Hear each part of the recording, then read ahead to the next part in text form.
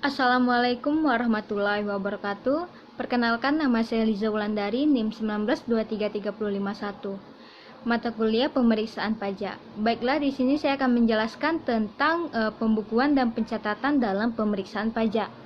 Soal yang pertama, arti penting pembukuan dan pencatatan dalam pemeriksaan pajak. Dalam Peraturan Direktorat Jenderal Pajak Nomor per 17 PJ tahun 2015 mengungkapkan bahwa yang wajib menyelenggarakan pembukuan dan pencatatan adalah wajib pajak pribadi dan wajib pajak badan. Dalam hal ini, apabila memiliki pembukuan dan pencatatan yang lengkap, rapi, dan teratur, maka akan terhindar dari adanya sanksi pajak ataupun denda dari pemeriksaan pajak itu sendiri.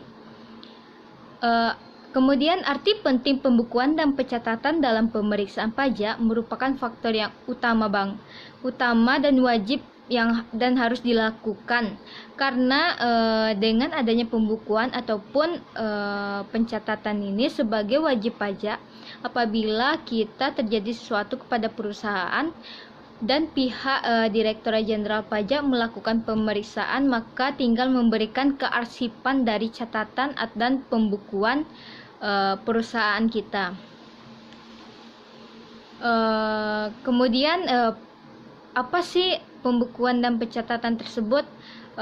Yaitu pembukuan adalah dalam Undang-Undang Republik Indonesia Nomor 28 Tahun 2007 mendefinisikan pembukuan, yaitu pembukuan adalah suatu proses pencatatan yang dilakukan secara teratur untuk mengumpulkan data dan informasi keuangan yang meliputi harta, kewajiban, modal, penghasilan, dan biaya serta jumlah harga perolehan dan penyerahan barang atau jasa yang ditutup dengan menyusun laporan keuangan berupa neraca dan laporan laba rugi untuk periode tahun pajak tersebut. Kemudian apa saja sih manfaat dari kita membuat pembukuan ini? Yang pertama yaitu dapat mengetahui besarnya kerugian dan keuntungan pada perusahaan. Apabila kita mengetahui transaksi setiap harinya pada perusahaan kita, serta mengetahui arus distribusi uang dan barang dalam perusahaan, maka dapat mengetahui secara langsung keuntungan dan kerugian yang dialami oleh perusahaan. Dan juga dengan pembukuan ini akan dengan mudah untuk menunjukkan bagaimana perkembangan keuangan bisnis kita ataupun perusahaan yang sesuai dengan yang kita harapkan, atau malah sebaliknya dengan mengalami penurunan keuangan pada perusahaan. Manfaat yang kedua, mengetahui setiap transaksi yang dilakukan oleh perusahaan. Dengan melakukan transaksi pembukuan pada perusahaan, kita bisa melihat riwayat transaksi yang dilakukan oleh perusahaan tersebut secara lengkap terperinci. Bukan hanya itu saja, kita juga mengetahui arus kas keluar masuk ataupun tentang distribusi barang keluar masuk. Dengan begini maka akan dengan mudah untuk mengetahui perkembangan dari perusahaan hanya dengan mengecek dari pembukuan tersebut. Kemudian manfaat yang ketiga sebagai bahan penilaian bisnis. Dengan adanya pembukuan ini maka bisa saja pembukuan ini sebagai rekaman tentang aktivitas internal perusahaan. Dari pembukuan inilah kita bisa menilai sendiri bagaimana kondisi perusahaan yang telah selama ini kita jalankan. Kemudian definisi dari pencatatan yaitu pengumpulan data secara teratur tentang peredaran ataupun penerimaan bruto dan penghasilan bruto sebagai dasar untuk menghitung jumlah pajak yang terutang, termasuk penghasilan yang bukan objek pajak atau yang dikenai pajak yang bersifat final. Wajib pajak yang tidak wajib menyelenggarakan pembukuan tetapi wajib menyelenggarakan pencatatan meliputi wajib pajak yang orang pribadi yang melakukan kegiatan usaha atau pekerjaan bebas yang sesuai dengan ketentuan peraturan perundang-undangan perpajakan diperbolehkan menghitung penghasilan neto dengan menggunakan norma perhitungan penghasilan neto. Kemudian yang kedua, wajib pajak orang pribadi yang tidak melakukan kegiatan usaha atau pekerjaan bebas.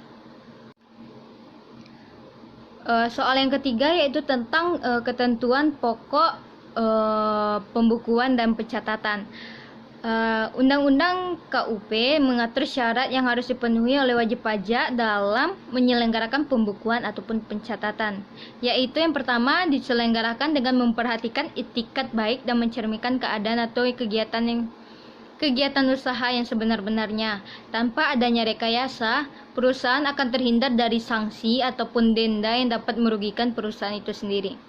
Kemudian yang kedua, diselenggarakan di Indonesia menggunakan huruf Latin, angka Arab, satuan mata uang rupiah, dan disusun dalam bahasa Indonesia atau bahasa asing yang diizinkan oleh Kementerian Keuangan.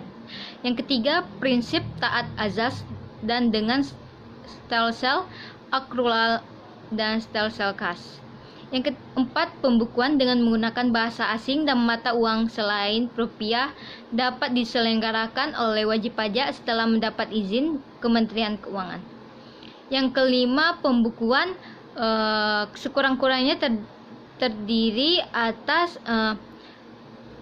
catatan mengenai harta, kewajiban, modal, penghasilan dan biaya, kemudian serta penjualan dan pembelian, sehingga dapat dihitung besar pajaknya yang terutang. Dan soal yang terakhir yaitu sanksi terkait pembukuan dan pencatatan apabila wajib pajak tidak melakukan pembukuan dan pencatatan ini. Dalam pasal 28 ayat 11 disebutkan sanksi pidana dipenjara paling singkat 6 bulan dan paling lama 2 tahun. Denda paling sedikit 2 kali dan paling banyak 4 kali jumlah pajak terutang yang kurang bayar. Penerbitan SKBKB ini dapat dilakukan dalam jangka waktu 5 tahun setelah saat terutangnya pajak atau berakhirnya masa pajak, bagian tahun pajak atau tahun akhir pajak. Hutang pajak menurut SKPKB dapat ditambah dengan sanksi kenaikan 50% atau 100% tergantung jenis pajaknya. Baiklah, hanya itu yang dapat saya sampaikan. Terlebih dan kurang saya minta maaf. Assalamualaikum warahmatullahi wabarakatuh.